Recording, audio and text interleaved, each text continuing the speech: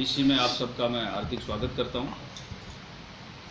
आज की जो प्रेस कॉन्फ्रेंस है, इसका मुख्य उद्देश्य जो हमारे तंबाकू और तंबाकू उत्पाद जितने भी हैं, उनसे जो हानियां जो हो रही हैं और जिस तरह से उनसे बीमारियां बढ़ रही हैं, उनके प्रति लोगों में एक जागरूकता का संदेश देना है कि इन चीज़ों से दूर रहें और इन चीज़ों से बचें और इन चीज़ों के इस तरह के नशे से वो दूर रहें। इसके लिए राज्य सरकार ने एक एक्ट बनाया, कोटपा एक्ट जिसको बोलते हैं, 2003 में बनाया ये cigarette and other tobacco provision act 2003। तो इस एक्ट के तहत सरकार ने जो प्रोविज़न किए, एक आप सब लोगों के संज्ञान में भी होगा। एक प्रोविज़न ये है कि सार्वजनिक स्थानों पर किसी प्रकार का धूम्रपान करना निषेध है और उसके लिए पेनलाइज किया जा सकता है। तो आप जाते होंगे, जैसे हमारे ऑफिस कलेक्ट्रेट में भी हर एक जगह एक पदाभित अधिकारी होता है, एक रसीद बुक जो हमारे चिकित्सा विभाग छपा के देता है, उसके माध्यम से वो उन पर पेनलाइज करते हैं। 100 रुपये की रसीद काटते हैं, 200 की काटते हैं, जिस हिसाब से भी उनको लगता है कि जिस तरह का जुर्म है उस हिसाब से वो उनको पेनलाइज करते हैं। एक तो ये एक्टिविटी है। अभी जो बेसिकली जिला कलेक्टर महोदय के निर्देशन में जो ये शुरुआत हुई 26 फरवरी 2021 को अपने जिला स्तर से शुरुआत की गई, उसका वो मुख्यतः भारत सरकार की एक गाइडलाइन है। उस गाइडलाइन के अनुसार जो हमारे चिकित्सा संस्थान है और हमारे शिक्षा संस्थान है, सीडीओ साहब बैठे हैं, तो चिकित्सा और शिक्षा संस्थानों में किस तरह से उनमें जागरूकता और उनको टोबैको फ्री किया जाए, इसमें इन गाइडलाइन में बेसिकली 9 बिंदु तय कर रखे हैं। उन 9 बिंदुओं के अनुसार क्या क्या काम है, एक तरह पैरामीटर है, क्या क्या काम हमने किया है, उन पैरामीटर के हिसाब से वो दिए हुए हैं।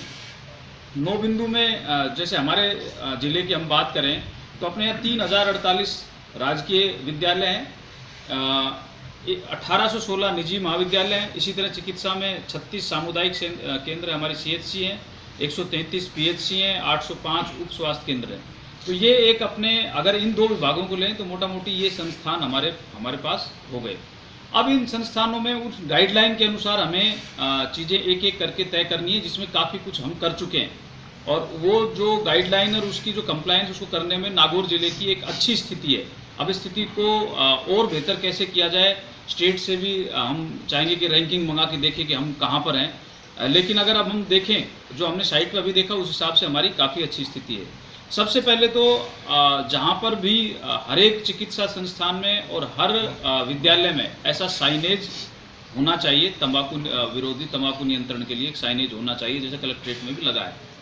वो साइनेज आपको जानकर खुशी होगी कि हमारे सारे के सारे 3048 सरकारी और 1816 निजी स्कूलों में लग चुका है। एक बड़ी उपलब्धि है, सब जगह साइनेज हमने लगा दिए। इसी तरह सभी चिकित्सा संस्थानों में भी ये साइनेज लग चुके हैं, यानी कि एक पैरामीटर पे अपन 100% कंप्लायंस कर चुके हैं, ताकि लोगों में एक जागरूकता आए और वो साइनेज को देखें और उससे वो सीखें। दूसरा है कि तंबाकू मुक्त परिसर के लिए साइनेज और बोर्ड पर भी प्रदर्शन करना, और वहाँ पर उस पदाभित अधिकारी का भी नाम होना कि जो अगर कोई इसका पालना नहीं करता है तो उसके विरुद्ध वो कार्रवाई कर सके। तो वो भी साइनेज में दर्शाया हुआ है, वो भी अपनी 100% कंप्लायंस है। अब किसी भी स्कूल में हमने एक ड्राइव ये भी चलाया है, और चिकित्सा संस्थानों के पहले इनको ही ले रहे हैं, कि किसी प्रकार के जैसे तंबाकू के गुटखे के थूकने के दाग धब्बे नहीं हो। अपन देखते हैं, खासकर अपन उनको संभालते नहीं है उस चीज़ों को कि भाई ठीक है सरकारी चीज़ है ऐसा, लेकिन ऐसा कहीं भी नहीं हो। ये कंप्लायंस लगभग कर दी गई है, और खासकर चिकित्सा संस्थानों में CMHO साहब को, और कहीं थोड़ा बहुत बच भी गया है, उसकी तुरंत सफाई करा के उसको इस तरह की व्यवस्था की जाए कि लोग वहाँ पर दोबारा पीक न करें, थूके नहीं, दाग धब्बे नहीं फैलाएं।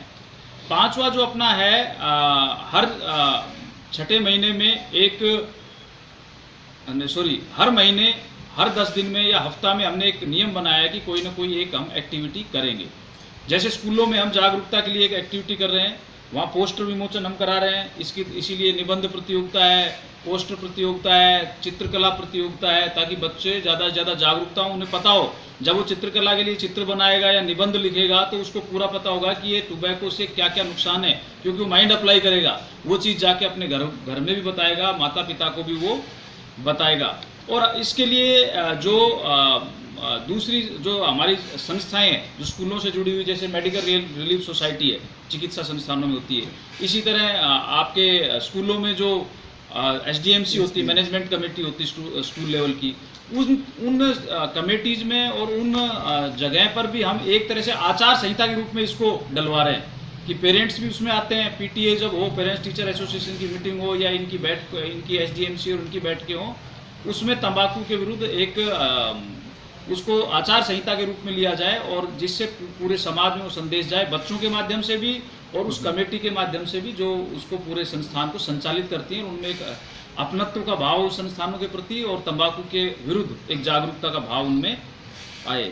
इसी तरह एक बड़ा लक्ष्य ये भी है, इसमें गाइडलाइन भी है कि जो चिकित्सा संस्थान, शिक्षा संस्थान इस तरह के हैं, उनके 100 गज में कोई इस तरह की टोबैको वगैरह बिक्री नहीं हो, इस तरह के टोबैको या टोबैको संबंधी उत्पादों की बिक्री नहीं हो। उसके लिए हमने ड्राइव शुरू कर दिया है और अब हम उसमें कई बहुत कम बचे हैं, उनको हम चिन्हित करा रहे हैं और उनको भी पुलिस को निर्देश, अधिकारियों को निर्देश दे दिए गए हैं कि उनको भी वो शिफ्ट करा हुए, वहाँ वो बेचे नहीं। अगर वो रजिस्टर्ड है, बेच सकता है, तो भी वहाँ नहीं बेचे 100 गज के दायरे में। इसको हम काफ़ी कुछ, इसकी कंप्लायंस भी हम 95% के लगभग कर चुके हैं और ये भी जल्दी हम पूरी कंप्लायंस कर देंगे कि स्कूलों के आसपास इस तरह के और चिकित्सा संस्थानों के आसपास इस तरह से तंबाकू और तंबाकू से जो उत्पाद हैं उनकी बिक्री नहीं हो। और इसी तरह जो उन पे डिस्प्ले करना, अगर कहीं कोई दुकान 100 गज से बाहर उसके उत्पाद का अगर वो बिक्री करता है तो उसको एक डिस्प्ले करना पड़ता है कि ये उत्पाद सेहत के लिए हानिकारक है, इस तरह जिस तरह सिगरेट डब्बी पे होता है, इस तरह उनको डिस्प्ले करना पड़ता है।